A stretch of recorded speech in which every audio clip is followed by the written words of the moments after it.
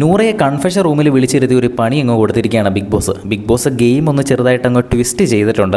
അതായത് കഴിഞ്ഞ ദിവസത്തെ വീക്കിലി ടാസ്കിൽ ഇന്നലെ നടന്ന വീക്കിലി ടാസ്കിൽ ബ്ലാക്ക് കോയിനും ഗോൾഡ് കോയിനും പണിക്കാർക്ക് ഡിസ്ട്രിബ്യൂട്ട് ചെയ്യാൻ നൂറയുടെ കൈ കൊടുത്തിരുന്നു. പക്ഷേ നൂറ ഗോൾഡ് കോയിൻ മാത്രമാണ് കുറച്ച് പേർക്ക് കൊടുത്തത്. കുറച്ച് പേർക്ക് കൊടുത്തുമില്ല, പക്ഷേ ബ്ലാക്ക് കോയിൻ ആർക്കും തന്നെ കൊടുത്തില്ല. ബ്ലാക്ക് കോയിൻ ഏറ്റവും കൂടുതൽ കൈവശമുള്ള ആളായിരിക്കും അടുത്ത ആഴ്ചയിലേക്ക് നോമിനേറ്റ് ആകുന്നത്. അപ്പോൾ ഈ ഓരോ റൗണ്ട് കഴിയുമ്പോഴും കോയിനുകൾ റദ്ദാക്കപ്പെടുമെന്ന് ബിഗ് ബോസ് അനൗൺസ് ചെയ്തിട്ടുണ്ട്. പക്ഷേ ഗോൾഡ് കോയിൻ മാത്രമാണ് റദ്ദാക്കുന്നതെന്ന് ഇപ്പോൾ ബിഗ് ബോസ് നൂറയോട് പറയുന്നുണ്ട്.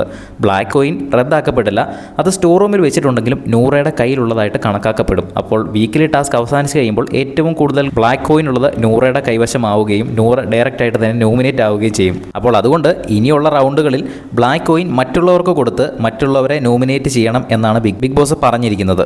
അതുമാത്രമല്ല, നൂറയുടെ ഒരു സൂപ്പർ പവർ എടുത്തു കളയുന്ന രീതിയിലാണ് ബിഗ് ബോസ് ആ ഒരു ഗെയിം അങ്ങ് ട്വിസ്റ്റ് ചെയ്തത്. അതായത് ഈ ബ്ലാക്ക് കോയിൻ കൊടുത്ത് വേണം നിങ്ങളുടെ സൂപ്പർ പവറായ സൂപ്പർ നോമിനേഷൻ എന്ന ആ ഒരു സൂപ്പർ പവർ ഉപയോഗിക്കാൻ എന്ന് ബിഗ് ബോസ് അനൗൺസ് ചെയ്തു.